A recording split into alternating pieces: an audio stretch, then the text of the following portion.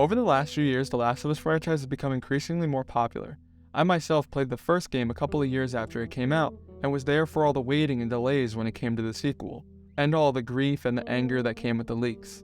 But one thing I found was that The Last of Us 2 is my favorite game of all time. Loser! You're a loser! I know, it's a hot take, but still, if you love it or hate it, the creator at Naughty Dog, Neil Druckmann, created two unique and incredible stories for us fans to enjoy. More recently, we've gotten an HBO show that is currently in the middle of its season with a second season confirmed, a multiplayer factions game that is coming, and a rumored Last of Us Part 3. Personally, if I had to pick one, I'm going with 3. Anyway, today I wanted to go back in time to 2013, long before everyone and their mother knew who Joel Miller was. Instead of speaking about everything that has been done in depth by many other people, I wanted to talk about the history of both games leading up to release and what was cut from the series, and why Neil and the other creators at Naughty Dog made the decisions they did. The first game in the series has an interesting history of how it was made. I mean, it has to be, considering this game is one of the most praised video game stories of all time. Originally, The Last of Us was a new Jak and Daxter sequel, but plans soon changed in 2009 when the idea of a new game with a more mature theme came to mind. In November 2011, a teaser billboard was put up in Times Square, and later that month, the game's title was announced by Sony as a PlayStation 3 exclusive from Uncharted developer Naughty Dog. The premise of the game was revealed to be a character-driven tale about a modern plague decimating mankind. Neil Druckmann, the creative director, and Bruce Straley, the game director, were leading the project, and Naughty Dog veterans were working on it in secret for over 2 years. The game was originally inspired by the, I'm not even going to attempt to say that, I'll just leave it, segment from the BBC Discovery Channel series Planet Earth. Also, it was a graphic novel before they decided to change it into a full game. But we eventually did get a graphic novel that's a prequel with Ellie and Riley. The main characters, Joel and Ellie, were initially planned to be father and daughter, but Druckmann scrapped the idea because he felt the relationship wouldn't have anywhere to go. The character of Ellie was initially dependent on Joel and a male, but actress Ashley Johnson convinced Druckmann to change the character and make her more independent and a girl. In terms of locations, Pittsburgh was included because Druckmann lived there, and it was where George Romero shot Night of the Living Dead, which solidified the zombie apocalypse theme of the game. The story changed considerably during development, with Tess initially being the main antagonist who pursues Joel and Ellie across the country, but this was scrapped. This was the biggest piece of cut content I could find of the game. You see, in the original plot, Tess and Joel were both smugglers living in a post-apocalyptic America, and Tess had a brother who worked with them. However, during their attempt to smuggle Ellie out of the quarantine zone, Tess's brother was killed, and she blamed Joel for it. She then decided to hunt Joel and Ellie down with her henchmen to get revenge. Sound a bit familiar? Interestingly, Naughty Dog scrapped this plot because they found it unrealistic for Tess to pursue Joel for a year across the entire country, which is a weird reason considering this game is about zombies. In the final version of the game, Tess is a character who helps Joel and Ellie on their journey. However, in the original plot, Tess does capture Joel, torture him, and tries to kill him with a knife. But Ellie saves Joel by shooting Tess dead and killing her henchmen, putting an end to Tess's revenge plan. Marlene also changed from a doctor who knew of Ellie's infection into the leader of the Fireflies, and the cannibals were originally described as the worst of mankind, but became more fleshed out once Nolan North, the voice of Nathan Drake, secured the role as David. Please tell me your name. No.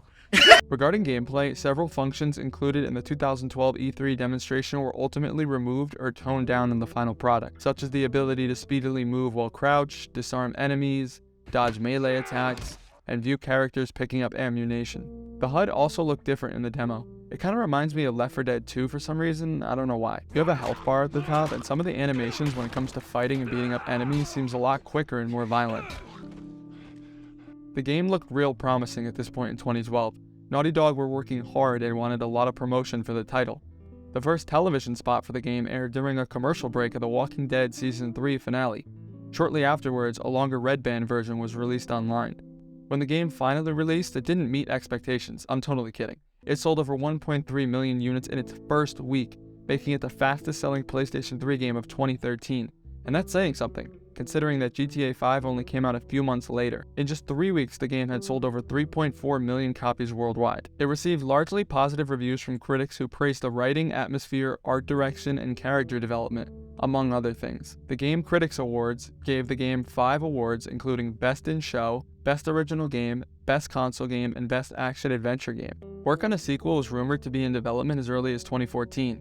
Though Naughty Dog later made the announcement that all work on the sequel was on hold until Uncharted 4: A Thief's End was finished. This was the last word they had to say until 2016, when at PlayStation Experience, The Last of Us Part 2 was officially announced.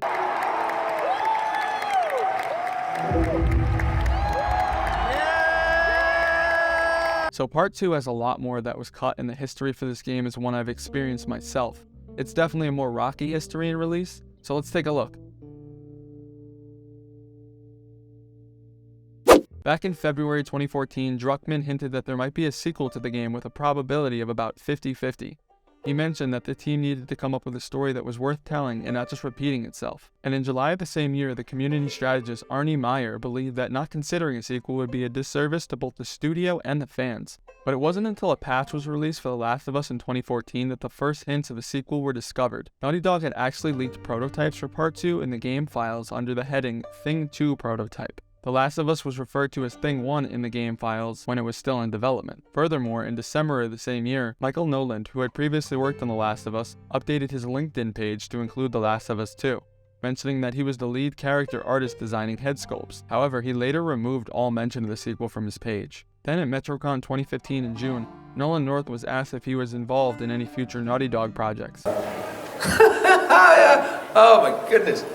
He revealed that while he knew about The Last of Us 2, his character in the game was already killed off in the first entry. Druckmann later confirmed that a small team at Naughty Dog had begun building prototypes for a sequel, but they had to shift their focus to the development of Uncharted 4, like I mentioned. Rumors about The Last of Us Part 2 began circulating again after an Easter egg referring to the game appeared in Uncharted 4. Specifically, a picture of a pregnant woman resembling Ellie with the title, The Last of Us, American Daughters, next to it. But it was at E3 2016 when Game Informer accidentally leaked images and information regarding the sequel, confirming that Ellie would be 19 years old and that the story would transition between the past and the present.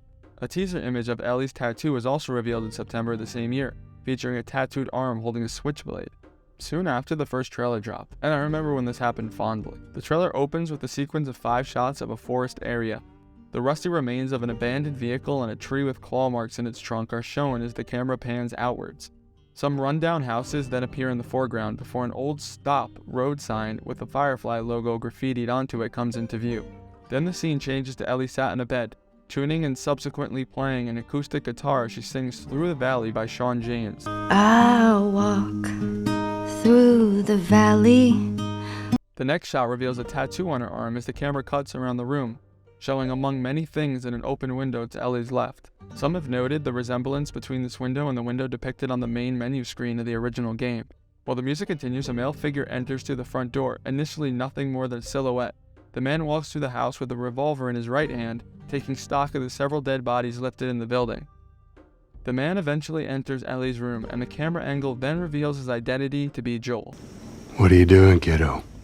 The trailer ends on a close-up of Ellie's face before fading into the title, The Last of Us Part 2. The internet started spreading rumors about the game, and lots of people speculated that Joel was going to die in this game based on the fact that they didn't show his face and most of his shots in the trailer are just shadows of him. At Paris Games Week on October 30th, 2017, Naughty Dog released another trailer depicting new survivors, namely Lev, Yara, Emily, and Abby. Abby wasn't given a name in the trailer, and a lot of people were speculating that Abby was actually Ellie's mother. Oh, how they were wrong. Because they have. An official poster for Outbreak Day on September 26, 2016 features Ellie's arm.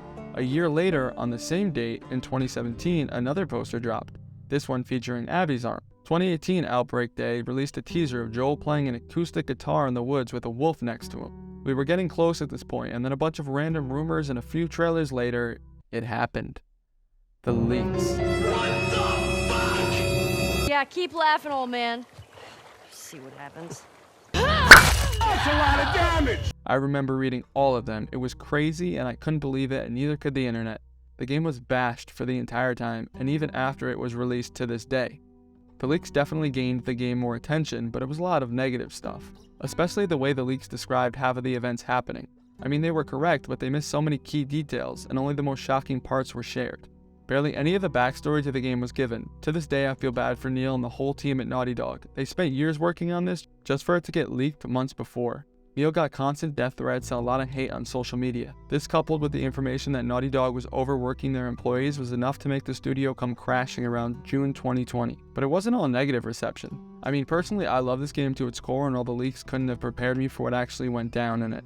The game got lots of praise when it was released too, which is a massive win for Naughty Dog. As originally planned, Ellie was the only playable character in the single-player campaign of the game, but this was changed before release. Joel, Ellie, and Abby are all playable characters for parts of the game. While multiplayer was initially intended to launch with the game, lead game designer, I can't say that name either, announced that the game will not feature multiplayer. This statement was later confirmed by a Sony representative. The game had expanded traversal and stealth mechanics, including the addition of a jump button, the ability to go prone, and a dodge mechanic. The enemy AI has also been improved, with human enemies now communicating with each other by whistling to relay information about Ellie's position. What's going on? He's fucking dead.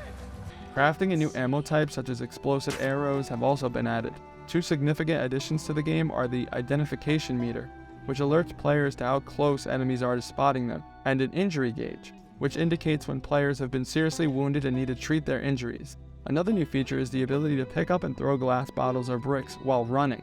The game also featured new enemy types, including 2 new infected types, the Shamblers, which emit acidic spores, and a especially unique boss infected that is fought while playing as Abby called the Rat King. Additionally, there is also a new human enemy type that resembles the brute enemies from the Uncharted series. While Joel's death was critical to the story, other concepts such as expanding on characters' past relationships or exploring the Island of the Scars as Ellie were not. The game could have been taken to a very different path if these ideas had been implemented. One example is Esther, a character mentioned during a 2014 event where a never-before-seen deleted epilogue was reenacted. Although Esther never appeared in either game, the writers wrote an entire scene about her in Part 2. Originally, players would have met Esther in a playable flashback about 6 or 7 hours into the game. In the final product, co-writer Haley Gross and Neil Druckmann considered having Ellie and Joel visit Esther, who lived in a town 2 hours away from Jackson. Esther had been bitten by infected and was dying, or Joel puts her out of her misery. The reason why the Esther storyline was scrapped was that players would not have enough time to bond with the character before her death, and the character was too focused on Joel's arc rather than Ellie's. Another cut storyline involved Ellie's ex-girlfriend Kat. In the final version of the game, you only see a photo of Kat, some brief dialogue, and notes in Ellie's journal about their relationship. However, during development, Druckmann and Gross contemplated presenting Kat as a character you could interact with during the dance scene, where Ellie and her love interest Dina share their first kiss. Originally, the dance scene was meant to be a playable section, but in the final product, it was reduced to a couple of cutscenes. Anyway, so that is the history and cut content from the series. There's probably definitely some more stuff that I forgot that I didn't put in this video, but I feel like I got most of it. It's definitely a long and crazy road that Naughty Dog went through to release these 2 masterpieces, and it makes you think about how much work these games go through when they're in development. Anyways, that's all I have for you guys. See ya.